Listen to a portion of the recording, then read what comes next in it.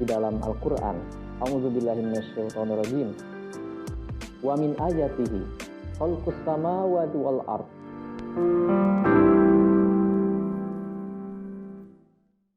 Bismillahirrahmanirrahim. Assalamualaikum warahmatullahi wabarakatuh. Alhamdulillahirabbil alamin wassalatu wassalamu ala Rasulillah wa ala alihi washabihi wa man walah. Wala haula wala quwata illa billah. Sahabat Fiqhul Mustanid TV yang dirahmati Allah Subhanahu wa taala, Kementerian Agama atau Kemenak telah resmi menghapus konten radikal dari 155 buku pelajaran agama Islam. Tujuannya katanya adalah upaya untuk moderasi Islam dalam rangka menguatkan opini agar yang kemudian menjadi arus utama adalah Islam yang disebut Islam moderat. Nah, sahabat Fiqhul Mustanid TV yang dirahmati Allah Subhanahu wa taala, ini adalah sebuah musibah bagi kita, musibah bagi umat Islam. Kenapa seorang menteri yang mengaku dirinya beragama Islam kemudian melakukan upaya-upaya seperti itu? Tentu kita bertanya-tanya.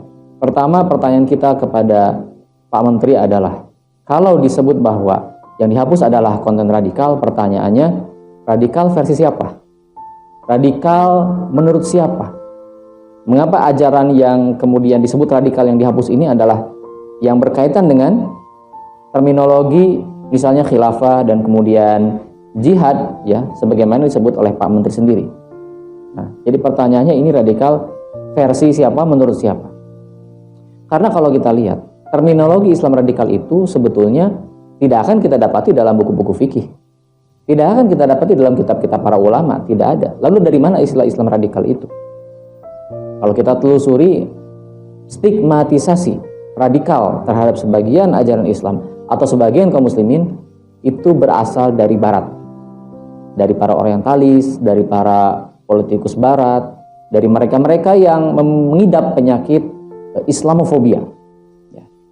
Jadi sejauh ini terminologi radikal itu didefinisikan oleh barat, bukan oleh Islam, tapi oleh barat. Sehingga jika ada pihak yang kemudian menganggap sebagian ajaran Islam ini radikal, sebagian lagi moderat tidak radikal, maka terminologi atau dikotomi radikal moderat itu tidak lain pastinya mengambil dari barat. Ya, sebagai contoh saja, ya, Tony Blair dulu, ya, mantan perdana menteri Inggris, ini pernah menyampaikan, ya, bahwa ciri-ciri Islam radikal itu ada 4. Yang pertama adalah tidak menerima eksistensi negara Israel. Yang pertama. Yang kedua, ya, radikal itu berarti ingin agar diterapkannya syariat Islam secara menyeluruh. Itu ciri yang kedua. Ciri yang ketiga, ya, orang radikal itu adalah muslim yang ingin umat Islam bersatu. Itu ciri yang ketiga. Dan ciri keempat, ciri radikal adalah menolak nilai-nilai liberal dari barat. Nah, itu ciri yang keempat. Jadi ada 4 ciri, dan setidaknya ini mewakili pandangan barat tentang apa yang mereka sebut sebagai radikal. Jadi merekalah yang menelurkan istilah Islam radikal, mereka juga yang mendefinisikan.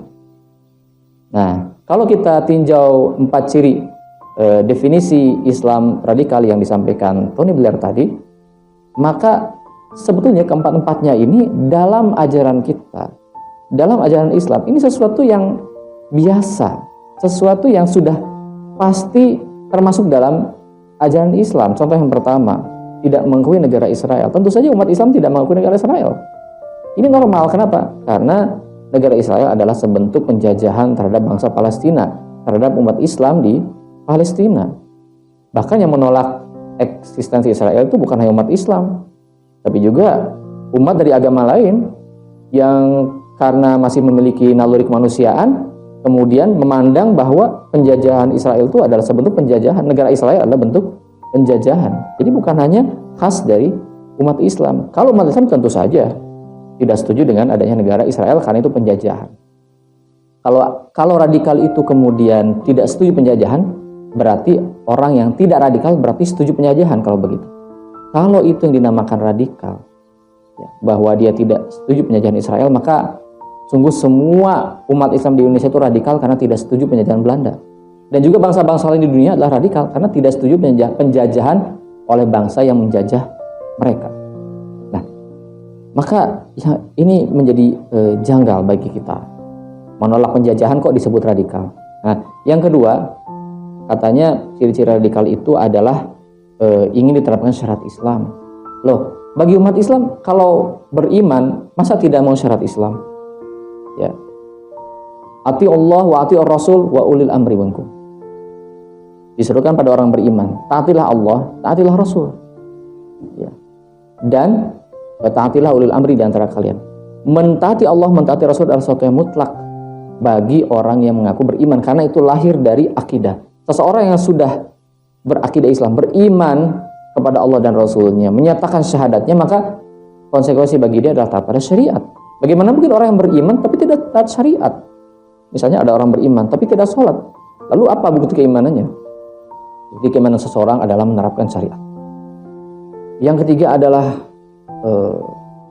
ingin agar umat Islam bersatu. Ini ciri radikal katanya.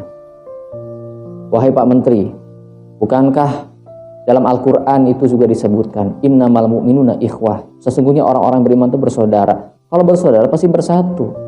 Apakah Pak Menteri tidak membaca Sirah Nabawiyah ketika Rasulullah SAW hijrah ke Madinah? Apa yang dilakukan oleh Rasulullah SAW? Mempersatukan, mempersaudarakan antara kaum muhajirin dengan kaum ansor. Kenapa disaudarakan? Karena mereka bersaudara, tidak boleh terpecah belah. Bahkan Rasulullah SAW sering mengecam ya sentimen-sentimen yang memecah belah sebagai sentimen jahiliyah. Ya, mereka dulu terpecah belah dalam kabilah-kabilah, lalu kemudian Islam datang mempersatukan mereka. Jadi persatuan itu adalah sesuatu yang include dalam ajaran Islam. Kita saja ingin Indonesia bersatu kan?